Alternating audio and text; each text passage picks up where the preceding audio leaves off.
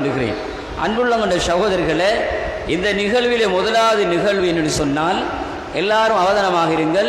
இன்ஷா அல்லாஹ் நான் இந்த கீழாலே சொல்லப்படக்கூடிய விடயங்களை என்னுடைய வீட்டில், என்னுடைய குடும்பத்தில், என்னுடைய ஊரில் மரணித்தால் நிச்சயமாக நான் இதை செய்வேன், இதை மக்களுக்கு மத்தியிலே அறிமுகப்படுத்துவேன் என்று எல்லாரும் இன்ஷா அல்லாஹ் கைவசத்துக்கு பார்ப்போம்.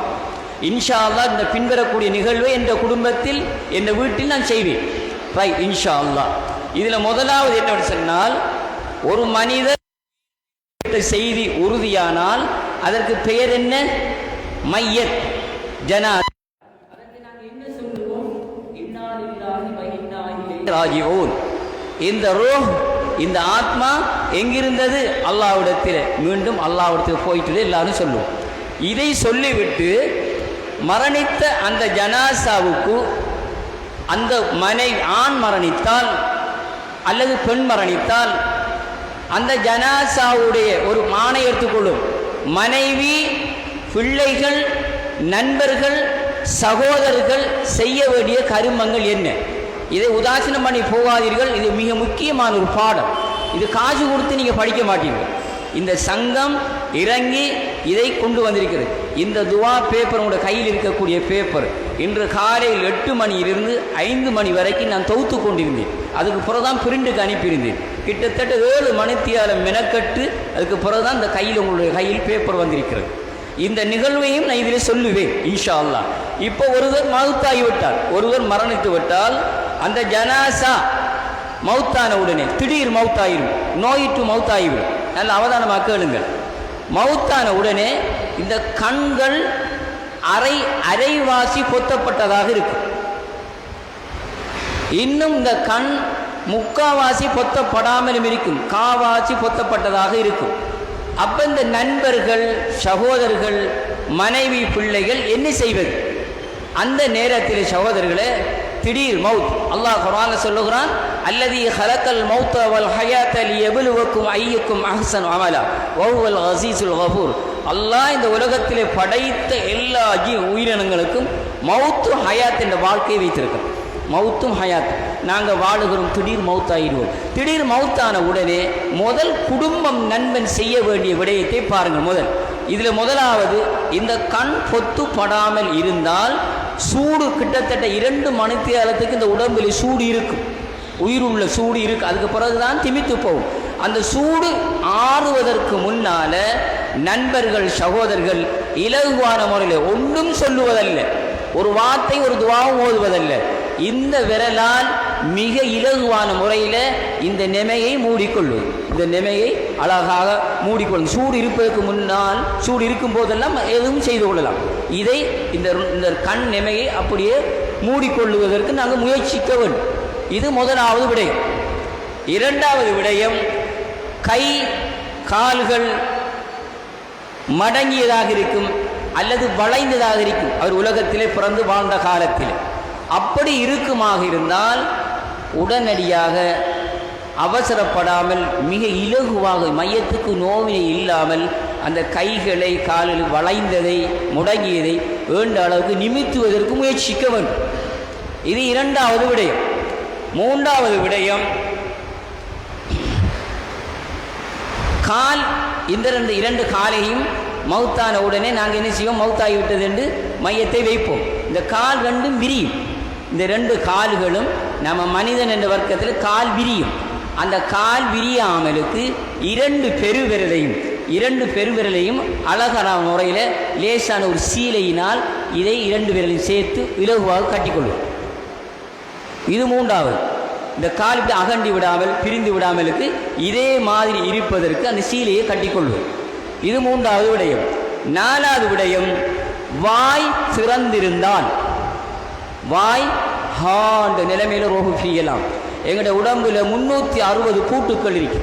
ஒவ்வொரு பூட்டையும் கலற்ற வேதனை ஒரு உயிருள்ள பிராணியை அறுக்காமல், ஊண்டி பிடிக்காமல் ஒரு நிமிடத்திலே கலட்ட முடியுமா? யாராலையும்? ஒரு மாட்டை கலட்ட முடியுமா? தோலையும் இறைச்சையும் வேற கலட்ட முடியுமா? முடியாது. 50 வருஷம் புச்சர் வேலை செய்வதுன்னு செய்ய மாட்டார். ஆனால் ஒரே ஒருவர் செய்வார், அவர் தான் இஸ்ராயீல். அவர் இந்த உடம்பில் 360 பூட்டுக்கள் இருக்கு. ஒரு உடத்தை கலட்டும் போது ஒரு உயிருள்ள பிராணியை அறுக்காமல் ஊன்றி பிடிக்க ஒரு நிமிடத்தில் இழுப்பதை போன்று இந்த உடக்கு பறக்கு கலட்டப்படும். அந்த நேரத்திலே ஒரு சிலவருடைய வாயல் இந்த மாதிரி இருக்கும். குளிப்பாடுற நேரத்தில் கஷ்டம். அதனால் அப்படி எங்களுடைய குடும்பங்களில் எங்களுடைய வீட்டுகளில் அப்படி நடந்தால் ஒரு சீலையை எடுத்து, ஒரு வெள்ளை சீலையை எடுத்து இந்த நாடிக்கு கீழால் சின்னொரு ரவுண்டாக வெட்டிட்டு, அதை நான் கொண்டு வர வெட்டினேன் மறந்து போயிட்டேன் கொண்டு வர. இதுக்கு கீழால் இந்த சீலையை போட்டு மேலுக்கு உயர்த்தி லேசாக கட்டிக்கொடுது, வாயை மூடி கட்டிக்கொடுது. அது திமுக்கும் வரைக்கும் திமிட்டத்துக்கு கூட கழட்டி விடலாம். அப்போ அந்த வாய் ஆவுண்டுக்கு இருக்காது. ஆவுண்டுக்கு இருந்தால் குளிப்பாட்டுற நேரம், தண்ணி ஊற்றுற நேரம் பக்கில் கிடக்கிற மாதிரி வாய்க்குள்ள கிடக்கும். அங்கால இங்கால பெறட்டுற கஷ்டம். அதனால் இந்த வாயை மூடி. இது நம்ம மனித இயல்பு எல்லாருக்கான்னு தான் சொல்கிறது. அப்போ 4வது, இந்த வாய் சிறந்திருந்தால் உடனடியாக சூடு ஆறுவதற்கு முன்னால் ஒரு சீலையை இவ்வாறு அணைச்சி இதுக்கு மேலால் உயர்த்தி கட்டிக்கொள்வது. இது 4வது விடயம். 5வது விடயம், பற்கள், பொய், கால், கைகள் இயற்கைக்கு மாற்றமாக செயற்கையாக இருக்கும். ஒரு அங்க இனம் குறைபாடாக இருக்கும் உலகத்தில் உயிரோடு வாழ்கிற நேரம். அப்படி இருந்தால் உடனடி அந்த குடும்பங்கள் அந்த சூடு ஆறுவதற்கு முன்னால் இயன்ற அளவுக்கு பல்லையோ அந்த மற்ற சேர்க்கப்பட்டதையோ கலட்டி விடப்படும். இது யார் செய்கிற? புறத்தியான் வந்து செய்ய மாட்டான். பிள்ளைகள், மனைவி, மக்கள், சகோதரர்கள் செய்து கொள்ளவன். இது 5வது விடயம். 6வது விடயம், மவுத்தாகிவிட்டார். இதோ நான் மவுத்தாகிவிட்டேன், இந்த ஆடையோட மவுத்தாகிவிட்டேன். அப்போ என்ன செய்வது? இந்த ஆடையை மிக இலகுவான முறையிலே கத்திரிக்கோள் கொண்டு இந்த உடுப்பை துண்டித்து மிக இலகுவாக துண்டித்திருவன். மிக இலகுவான மையத்துக்கு நோவினை இல்லாமல் அதை துண்டிக்க வேண்டும். துண்டித்ததுக்கு பிறகு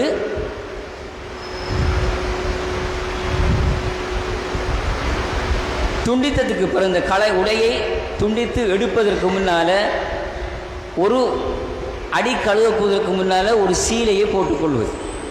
அடி கழுவுவதற்கு முன்னால் ஒரு உடுத்தடையை போட்டுக்கொள்வது. எங்களுடைய ஏதாவது ஒரு உடுத்தடை இருக்கிற நேரம் அந்த உடுத்தடையை போட்டதுக்கு பின்னால், இன்ஷா அல்லாஹ் நான் இப்போ செய்து காட்டுவேன், அதையே போட்டதுக்கு பின்னால் அந்த ஜனாசாவை படுக்கையில் இருக்கிற நேரம் 2 பேர் அப்படியே தோவில் இல்லாமல் உயர்த்தின உடனே ஒரு சகோதரர் 2 கையாலையும் நெஞ்சை முடியுமான அளவுக்கு ஒரு 3 தடவை 2 தடவை அப்படி உருவிக்கொள்ளும். ஏனென்றால் திடீர் மௌத்தாயிருக்கும், நோய்வாய்ப்பட்டு உடம்பில் உண்ட உணவுகள், அந்த அஜீரணங்கள், குடித்த குடிபானங்கள் இருக்கும். அது இப்படி செய்வது மூலமாக எங்களுடைய கழிவறைகள் வழி மூலமாக வெளியாகி விடும். 3 தடவை 4 தடவை உருவி விடுவது. அதற்கு பிறகுதான் அடிக்கழுவு என்றால் ஏன் அடிக்கழுவணும்? ஏன் நான் சொன்னேன், இந்த ரோவு கலட்டப்படுற நேரம் காதுகளால் இரத்தம் பறக்கும், மூக்கால் சளி பறக்கும், வாயால் இரத்தம் பறக்கும், பின்னால் முன்பின் துவாரங்களால் ஏதாவது வகையில் பறக்கும். அந்த வகையிலே அழுக்குகளை நீக்குவது தான் சுத்தம். புறத்தியான் வந்து பார்க்குற நேரம் மையத்தை பார்க்கும்போது பயந்து விடக்கூடாது. அதனால் அடிக்கழுகும் போது அடிக்கழுகிறது ஏன் எப்படிங்கிறதை நாங்கள் செய்து காட்டுவோம்.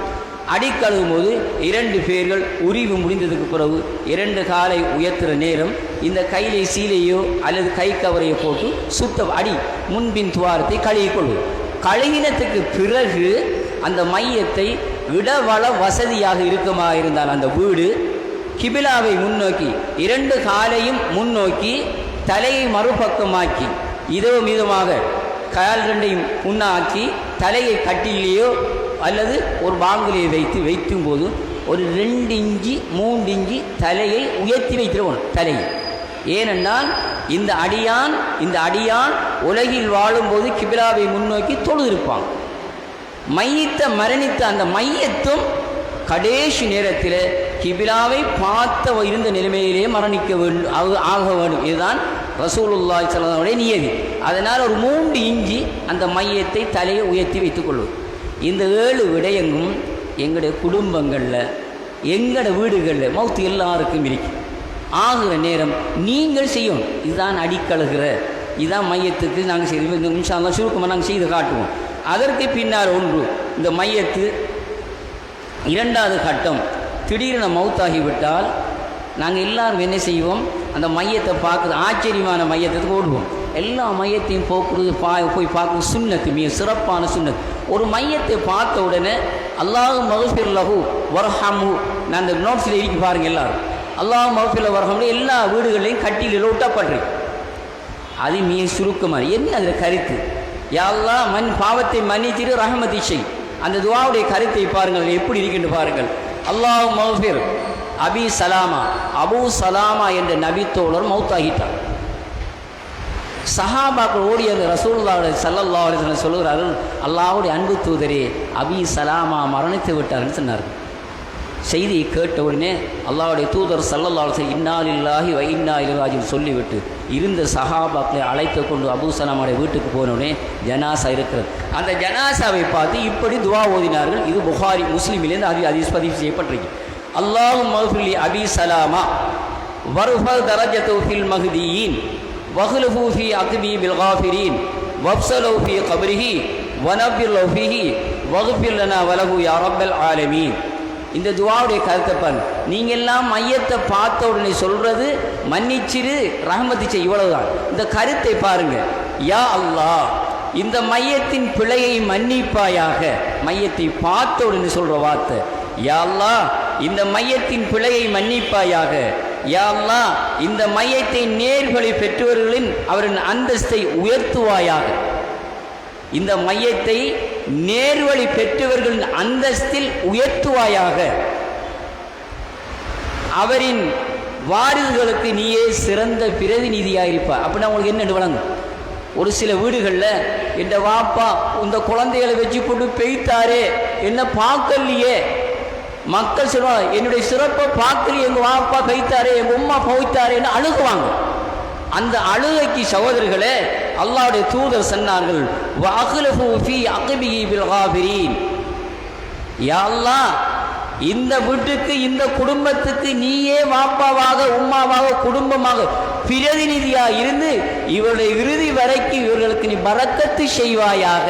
இதுதான் அந்த துவா. இந்த துவா நாங்கள் ஓதுறோமா ஒரு மையத்து வீட்டை இந்த நோட்ஸில் இருக்கு பாருங்கள். அதற்கு பிறகு வப்ஸலு ஃபீ கப்ரிஹி வனஃபிர் லஹு ஃபீஹி. யா அல்லாஹ் இவருடைய கபரை விசாலமாக்கிடு, இவருடைய கபரை ஒளிமயமாக்கிடு. வக்ஃபிர் லனா வலஹு யா ரப்பல் அகிலத்தின் அதிபதியே இந்த மையத்துக்கும் எங்களுக்கும் பிழை பொறுப்பாயாக என்று அந்த மையத்துக்கு முன்னால் நாங்கள் துவா கேட்கிறோம். இது மூன்றாவது விஷயம். முதலாவது நாங்கள் என்ன செய்தோம்? மையத்துடைய நிகழ்வுகளில் சொன்னோம். இரண்டாவது நாங்கள் இந்த துவாவை ஓதுகிறோம்.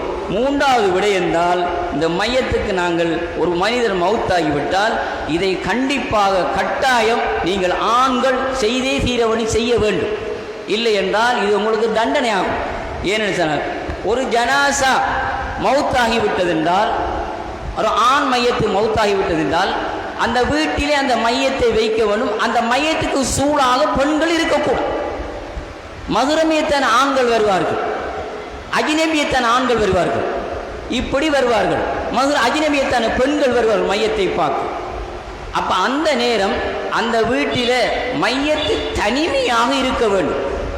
மஹ்ரமியத்தான பெண்களும் வந்து இந்த துவாவை ஓதுவார்கள், மஹ்ரமியத்தான பெண்களும் ஓதுவார்கள். பார்க்க முடியுமானவர்கள் துவா ஓதுவார்கள், பார்க்க முடியாதவர்கள் தேவையில்லை. இது எங்களுடைய வீடுகள் எங்களுடைய ஊரில் பாருங்கள். மையத்து மௌத்தானா சூழாக எங்களுடைய தாய் குலம் எங்களுடைய சகோதரி குலம் சூழாக இருப்பது ஆண்கள் வந்து பார்ப்பதற்கு வெட்கம், இந்த துவா நின்று ஓதுவதற்கு வெட்கம்.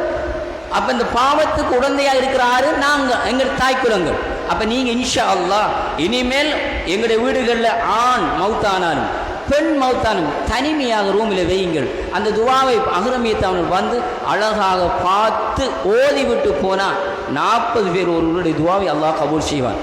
இது முதலாவது விடயம். ரெண்டாவது, ஜனாசா வீட்டுக்கு நாங்கள் போனால் இதுதான் சந்தர்ப்பம் என்று அரசியல் கதைப்பது, ஊர் விடயங்களை கதைப்பது, அந்த ஜனாசாவுடைய கெட்ட நிகழ்வுகளை பேசுவதை அல்லாஹ்வுடைய ரசூல் ஸல்லல்லாஹு அலைஹி வஸல்லம் வெறுத்திருக்கிறார்கள். ஜனாசா வீட்டுக்கு போனார், ஜனாசாவை பார்த்து விட்டீர்களா, துவா ஓதி விட்டீர்களா, விரும்பினால் ஜனாசாவுக்கு துவா வைக்கணும், இல்லை என்றால் அகர்ந்து விடுங்கள், நகர்ந்து விடுங்கள். ஜனாசா அடக்கும் வரைக்கும் ஏதாவது உங்களுடைய விடயங்களுக்கு ஆகுவதற்கு ஆகிக்கொள்ளுங்கள். 4வது விடயம், மரணித்த வீட்டில் தலையில் அடித்து மார்பில் அடித்து ஓலமிட்டு ஒப்பாரி வைத்து சத்தமிட்டு அழுகுவது இது வெறுக்கத்தக்கது. ஜனாசாவுக்கு நாங்கள் பாவத்தை வேதனையை அழைக்கிறோம். இந்த நிகழ்விலே நாங்கள் மிகவும் துல்லியமாக இருந்து கொள்ள வேண்டும். 5வது விடயம், ஜனாசா அடக்கும் இடத்தில் பல கூட்டங்களாக நிற்போம். மையத்து நாங்கள் போயிட்டு சொன்னால் மையவாடிக்கு போயிட்டுன்னா அவர்த்தர் கூட்டம் இவர்த்தர் கூட்டம் பள்ளிவாசல் இருக்கிற கூட்டம் அப்படி நிற்போம். அப்படி நிற்கக்கூடாது. எல்லாரும் ஒற்றுமொத்தமாக ஏனாவர்களும் ஏண்டவர்களை கொண்டு முயற்சியது அந்த சூழாக நின்று கபூர் அடக்குற மையத்தை அடக்கிற வரைக்கும் நிற்கணும். ஒரு ஒட்டகத்தை அறுத்து குர்பானி பங்கீடு செய்கிற நேரம் வரைக்கும் அந்த கபூர் அடியில் துவாக்கத்தவனு ரசூலுல்லாஹ் சொன்னாங்க. கிட்டத்தட்ட 1 hour 2 hour பிடிக்கும். யாரும் அப்படி நிற்கிறோமா? நானும் நிற்கல, நீங்கள் நிற்கல. ஒரு 10 நிமிஷம் 15 நிமிஷம் எல்லாரும் ஓடிடும், கபர் ஸ்தானத்துக்கு ஓடிடும். இந்த நிகழ்வாக வேணும். அதற்கு பிறகு நாங்கள் என்ன செய்யணும்? ஒரு மையத்து மௌத்தாகிவிட்டால் இதை கட்டாயம் செய்யணும் சகோதரர்களே. நான் ஹிஜ்ரா பள்ளியிலையும் பெரிய பள்ளியிலையும் இதை கொத்துப்பா ஓதியிருந்தேன். நிர்வாகம் துவசி போட்டு மஜ்லிஸ் ஏகுத்தாரு செய்கிறார்கள். ஒரு ஜனாசா என்னுடைய வாப்பா மௌத்தாயிட்டார். எங்கள் வாப்பா உமாவுக்கு 4 ஆம்பளை பிள்ளைகளும் ஒரு 3 பொம்பளை பிள்ளைகளும். நான் இந்த 4 ஆம்பளை பிள்ளைகள நான் 3 பேருக்கு நல்லா படித்து பதவியில் இருக்காங்க, உத்தியோகத்தோடு இருக்காங்க, அப்படி இருக்காங்க இப்படி இருக்காங்க. ஜனாசா அடக்கம் வந்தால் நாங்கள் செய்ய வேண்டும், பதவிகள் புகழ் இல்லை வரக்கூடாது. அது வாழ்க்கை மௌத்தானால் அந்த ஜனாசாவுடைய பெயர் என்ன மஹல்லா விரும்பினால் அவருடைய அவருடைய புண்ணிய புலோகத்து பெயர் பட்ட பேர் உண்டு. அதை சொல்லி அவருடைய மனைவி பிள்ளைகளுடைய பேரை மட்டும் பதவி பட்டம் ஆட்சி அதிகாரம் ஒன்றும் சொல்லாதங்க. இது எங்கெங்கே ஹாஸ்பிட்டலில் எங்கெங்கே வெளிநாடுகளில் இருக்கிற பேரெல்லாம் வருது. அதை நீக்கிட்டு ஒரு மௌத்தானால் அவருடைய பெயர் பட்ட பெயர் அவருடைய பிள்ளைகள் மனைவியுடைய பெயர் எத்தனை மணிக்கு என்ன மஹல்லாவில் மையவாடியில் அடக்கம் செய்யப்படும். இதை 3-4 தரம் சொல்லுங்கள். இந்த மையத்தை அறிவிக்கல தான் காரு வாரதும் வாகனம் வாரதும் காகம் கத்துறதும் பிள்ளைகள் கத்துறதும் அது நல்லா விளங்க மாட்டான். இந்த பதவி பட்டங்களை இல்லாமல் இவ்வளவை நீங்கள் சொன்னால் அல்லாஹ்வுடைய வக்ஃப் சொத்து கரண்டை மிச்சம் பிடிக்கிறோம், கரண்டை கொள்ளை அடிக்காமல் மிச்சம் பிடிக்கிறோம். எல்லா மக்களுக்கும் தெளிவுபடுத்தி அளவுபடுத்த அந்த மையத்தை பார்ப்பதற்கு சந்தர்ப்பம் கிடைக்கும். அன்புள்ள சகோதரர்களே, இதுக்கு பிறகு 4வது விடயம்தான் சூடு ஆறுவதற்கு முன் மையத்துக்கு செய்ய வேண்டிய கடமைகள் 4. ஜனாசாவை குளிப்பாட்டுதல், கபனிடுதல், தொழுவித்தல், நல்லடக்கம் செய்தல். இந்த இவ்வளவு இன்ஷா அல்லாஹ் நாங்கள் இப்போது செய்ய போகிறோம். சுருக்கமாக சொல்லியிருக்கிறேன், 4 விடயங்கள் சொல்லியிருக்கிறேன். இப்போ நாங்கள் கபன் கிழிக்கிற முறையை முதல் செய்யப்படும். ஒரு ஆணுக்கு கபன் கிழிக்கிற எவ்வளவு தேவை